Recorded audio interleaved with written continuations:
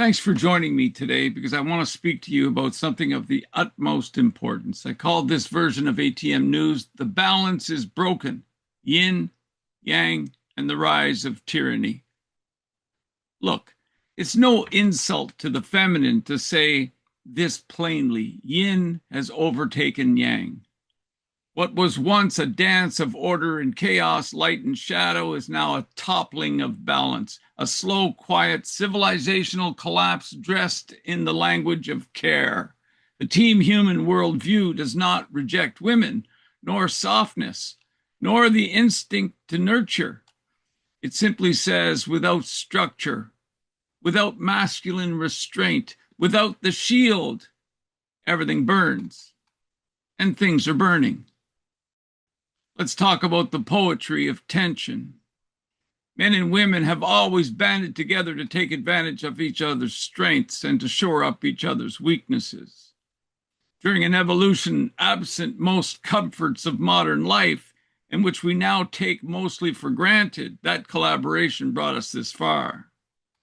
In ancient Chinese thought, yin and yang represented the two great forces at work in all things, opposites that were not enemies.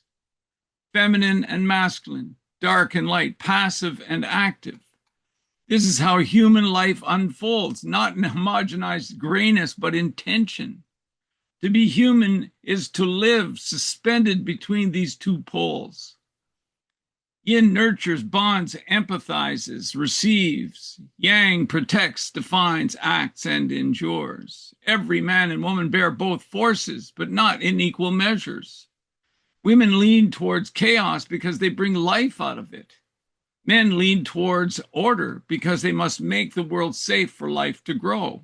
She is the burdened female, precious creator of life. He is the expendable male, powerful defender of life. With overlap, these two complementary forces make up Team Human. Now, what happens when one force overreaches?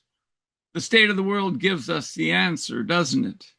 The feminine instinct towards equality, when disconnected from hierarchy, becomes tyranny in the name of care. Women now dominate the bureaucratic apparatus. HR departments, social work, education, healthcare, media, even politics, and increasingly the military. All of it now swells with yin energy, suspicion of boundaries, fear of exclusion, endless emotional validation. The U.S. Women's Lawyer Association once declared that its greatest legal victory was no-fault divorce. And why not? It allowed women to leave marriage without cause, receive almost automatic custody of children, and still be financially supported through court-ordered, court-enforced spousal and child support. The system had no choice but to expand the bureaucratic system. No-fault divorce necessitated the welfare state, the child services regime, and the family court system, all of which feed the state and extract from men. Who did they go after first? Well, they went after black men in America, millions imprisoned under drug laws and child support penalties. Even today, on the child support issue alone, 50,000 men go to jail daily for this. And blacks make up a third to a half of those numbers. Generations of boys have now been raised without fathers. That's not okay. Communities were destroyed by policy, not culture. The targeting didn't stop there. Next came poor white men, then all white men, in particular those who still remembered what it meant to be, to lead, to build, to defend, and to question the system. You've seen it in your lifetime. I know you have. The weaponization of empathy. As Susan Pinker noted in her 2009 book, Sexual Paradox, women do not fight with fists. No, that's how we men keep each other in line. Instead, women tend to compete through social exclusion, mean remarks, and manipulation of group consensus. They win over your friends and allies. I often explain to men how abuse of empathy is a woman's birthright. I'm not excusing the low blows that usually come from arguing with a woman, but I am saying it's part of her nature. That tactic has now been deployed at scale. Maybe these sound familiar. Deadbeat dad, wife batterer, misogynist, toxic masculinity, all men are predators, silence is violence, me too, believe the victim, patriarchy, the male gaze, emotional labor, mansplaining, gaslighting, heteronormativity, white privilege, implicit bias, colonizers, transphobe, homophobe, science denier. These terms do not invite dialogue. Let's face it, they're ideological kill switches designed to shut men up. That's what they're there for. Designed to remove the masculine force of boundary, of truth, and especially of resistance. Include in that the claim that any man who appreciates a woman's beauty must see her only as an object of sexual desire and seeks to make her his domestic servant. Get the fuck out of here. This they call sexual harassment and patriarchal misogyny. These tired tropes are still being insidiously taught in Western universities to this day. Has anybody stopped them? Why not? Consider what they really represent is a cumulative threat to freedom. Don't even get me started on the search for meaning in all this. It's there, elusive, and we have a journey ahead. But can you imagine it? Believe it. The bureaucratic beast and the final thought war. This feminized culture is not grassroots, it's managed. Sam Francis called it Leviathan, a modern bureaucratic state run by a managerial elite using government, media, and corporate power to dissolve local traditions, religious authority, cultural heritage, and family identity. Their aim's not governance, it's cultural engineering. Alex Tanava, courageous 2025 book now in review, The Final Thought War, captures the mechanism clearly. He names the misinformation industrial complex and outlines its four-step strategy.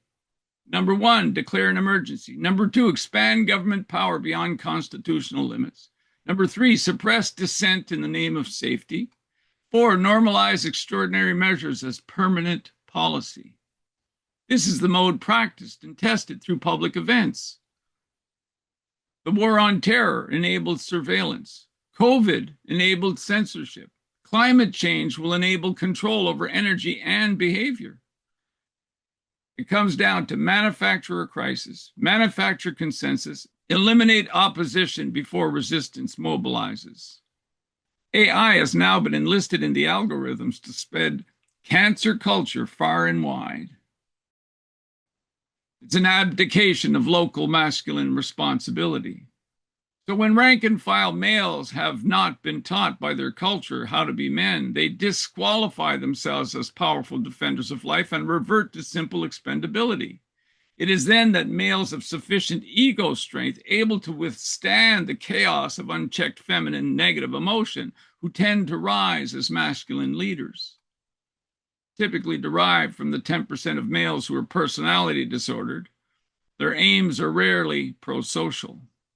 These dark tetradians, aided by hybristophilic followers, act to undermine Team Human out of self-interest and for personal gain.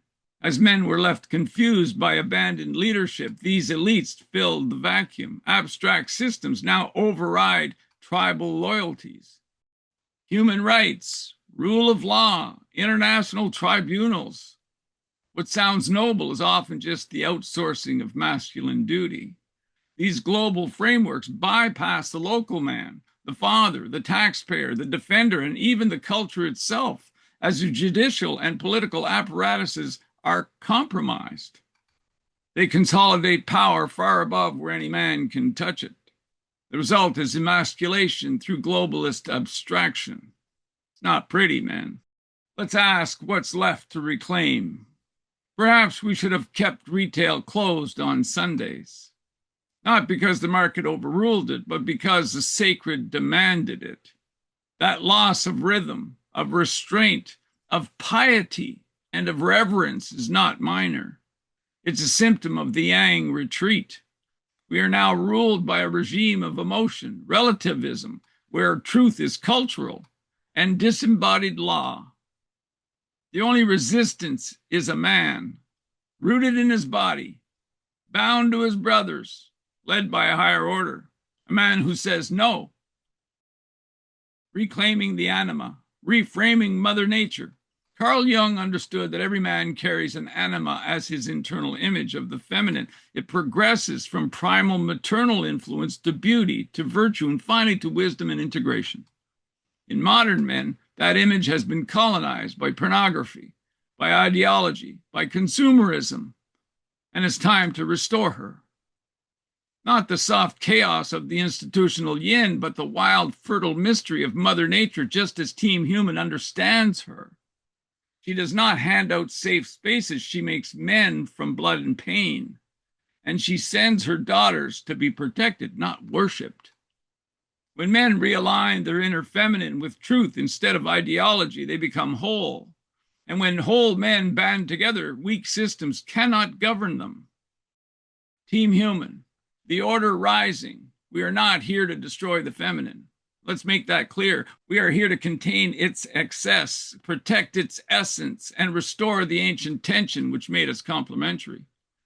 Yin is not the enemy, but yin unopposed becomes Leviathan. That's the facts. The balance will not be legislated back. It must be fought for, man by man, bond by bond, shield by shield. That is what Team Human stands for. That is what the Defender shield carries. A return to order, a reverence for life, a refusal to be ruled by chaos. The balance is broken, but it can be restored. It's going to take a while. Men use their large group bias to build cultures. Women stress test cultures on everyone's behalf. Men stand shoulder to shoulder and use power and love in defense of meaning and freedom. And only us men can rebalance the system by saying no to its insanity. Therefore, it falls to you and to me. Send this to someone who needs to understand these things, for our sons are depending on us. Join the Defender boards and help recruit others into a movement for change. We have much work to do, my brother, and we can do anything we set our minds to do. Stay powerful, true, and free.